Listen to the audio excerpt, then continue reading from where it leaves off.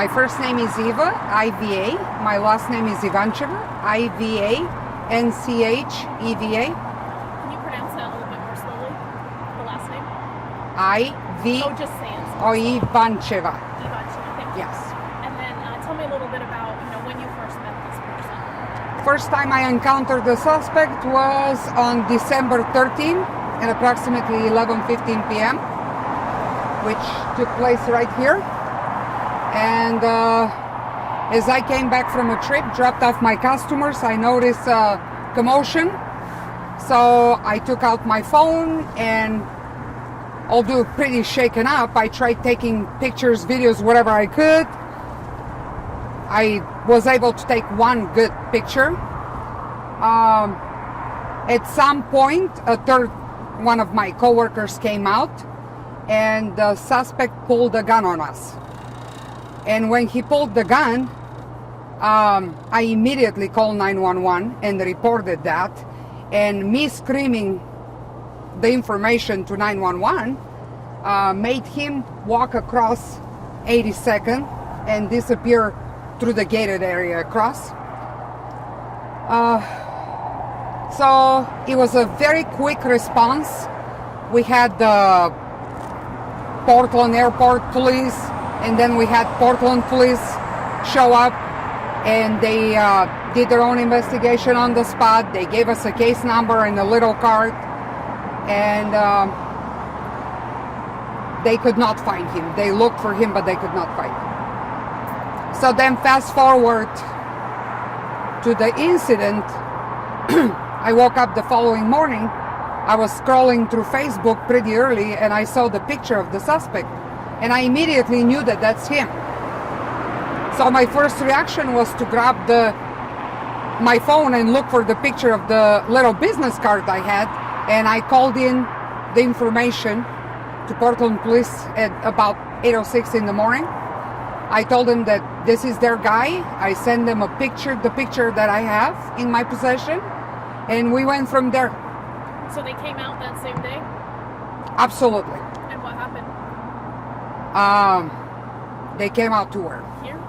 Oh, well, of course they went and searched, but I was at home because this was my day off. Okay. As it was Tuesday. They came to search? Or? Yes, absolutely. I had all kinds of detectives and Portland police personnel call me and, go over the story one more time and one more time. We did the picture, we did details, as every investigation probably. So yeah. But they did come here and search for him. Absolutely. They were on the scene every day. We even had detectives, or whatever they were, I assume they were detectives, parked in our driveway, parked in the driveway of the construction college. Then they would move a spot. I could see him. We could see him. We knew that they're there. So they were watching him? Absolutely. They went around the clock tirelessly. This was not something that they took lightly. I can't explain how amazing of a job they did. How dedicated they were to finding that individual and taking them off the streets to provide safety for all of us, and yeah. Do you feel like enough was done the first time you called the incident in with the gun? Absolutely. They did everything they could. I mean, this is an individual. At the time, we didn't know if he's homeless, if he's just somebody. We weren't sure if that's where he stays. We weren't sure if he has some other address. He did not show up around here until the day of the incident, actually. So, yeah. And the day that you came here, there was commotion happening. Tell me, what was the commotion? Was he fighting with one of the employees? Or? Yes. They were in a stand of a fighting. I did not see them fighting. Okay. So that's where you stopped and started filming, and then he Yes. pulled out the gun? Yes. Who did he point it at? Well, he pulled out the gun from the right side, and he was basically facing my coworker that he was gonna physically fight. But nevertheless, he was me and my coworkers, so three of us. So he was technically pointing a gun at three people. Gotcha. And you cannot just go out there wave guns at people that are at work, We have customers, you have public walking around. So how do you feel knowing that your tip may Thank God. That's all I'm gonna say. We can sleep better.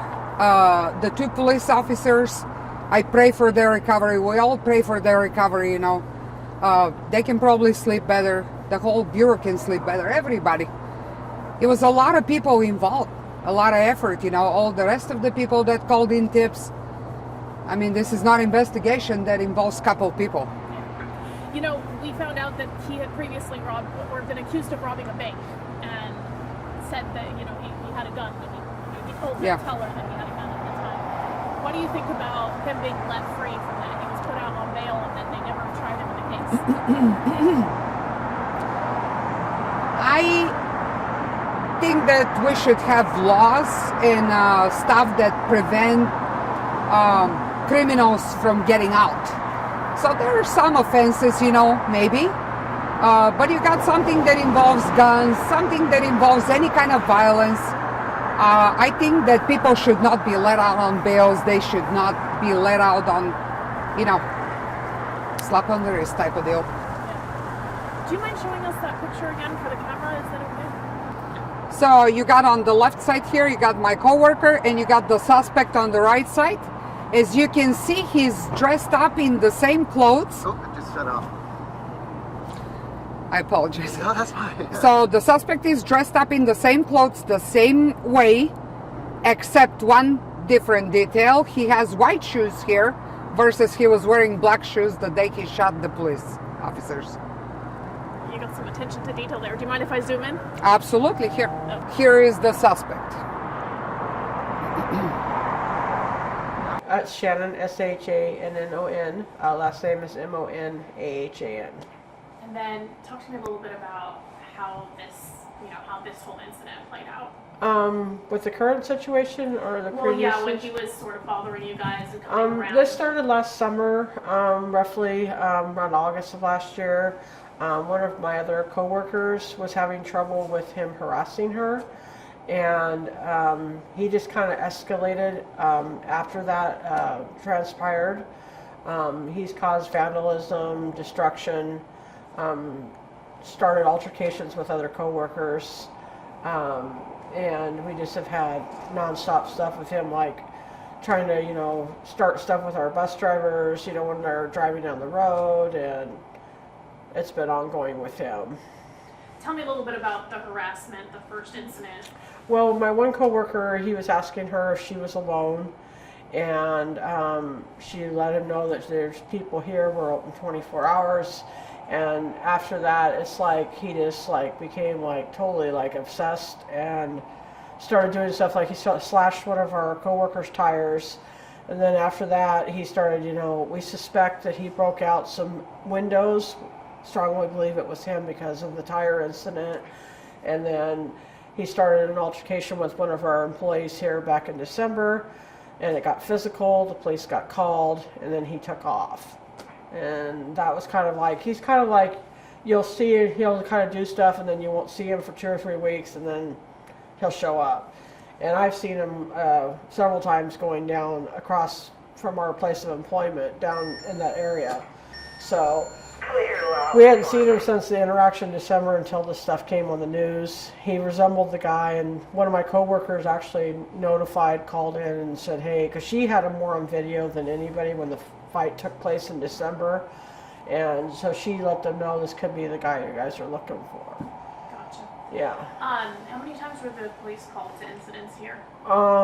At least 3 times. The fight, when our coworker had his tire slashed, and then there was another altercation that had transpired with him and 2 of our other coworkers. Did police go down there and try and find him in the camp? No, they looked around, but like my boss was letting you know, they can't really do anything because we couldn't prove some of the stuff was him, and he had took it off by the time the police did get out here. And the police came out, the Portland police came out, and they couldn't find him. And even if they could, we couldn't prove what he'd done, even though we'd seen it. We couldn't prove it, so. So there was Portland reports and then Portland police as Yeah, well. yeah. And then, but I mean, with the fight incident, they could have proved something right there. They couldn't find him. So one of my coworkers saw him reaching for what they suspected was a gun. We know he carried a knife because of the tire slashing, so we knew that. And when he got in this physical altercation, he reached for something, and that's when one of my coworkers called the police. And that's what we suspect was a gun that he was trying to pull out. Gotcha. So. Did they ever, even after the fight, go down there and try and find him in the camps? I don't know if they did. When they came out to talk to us last week, the police officers, I let them know which areas I've seen him in. I don't see him as much because he hasn't been frequenting during the day. I've seen him in the early morning hours, but he's usually kind of between like midnight and 7 in the morning. So that's the hours everybody's seen him. So, because we've, amongst all of our coworkers, we try to keep an eye out for the guy and keep everything locked up because he's escalated as the summer has gone on. So. Is that an established homeless camp area, or what's going on? No, it's not. There's some building, I know the one across the street belongs to the port. My boss told me there's another building that's down there. I don't know who it belongs to or whose it is, but there's a forested area and there's a slough, and it goes quite a bit of ways down. And over the years, a lot of homeless, because it's a pretty forested area, so you can easily go back in there, and several people have lived there throughout the years. It's not that many, but there's been some, so. Gotcha. Yeah. Anything else you want to add? No, I'm just glad that they got the guy, I'm glad my coworkers and us were able to help, Yeah. help with him, so. Yeah. Yeah. Did you instantly know it was him when you saw all the pictures and stuff, or? We thought it was him, but he kind of looked like an average guy, and some of the stuff in the video we had, it was kind of hard to say, because of how videos can be. We thought it was him, but you don't want to be 100% till you actually see the guy, What do you think now, knowing that, these two officers were badly injured, one had a femur shattered, knowing that this individual had been harassing you guys for months and wasn't caught and then ended up injuring officers? How do you feel about that? It's very scary, I'm grateful nothing happened, but I'm kind of, wish they could have found him sooner, but he has a way of obviously disappearing that, So they've been looking for this guy for a while, so. Yeah. Do you think more should have been done when you guys made the initial reports, or do you feel like it was? I think that they did everything they could. It was just hard to find him, and then unfortunately, stuff he was doing, I don't think it would have been much charge to hold the guy because it was just vandalism. So even if they would have caught him, it was nothing, that big,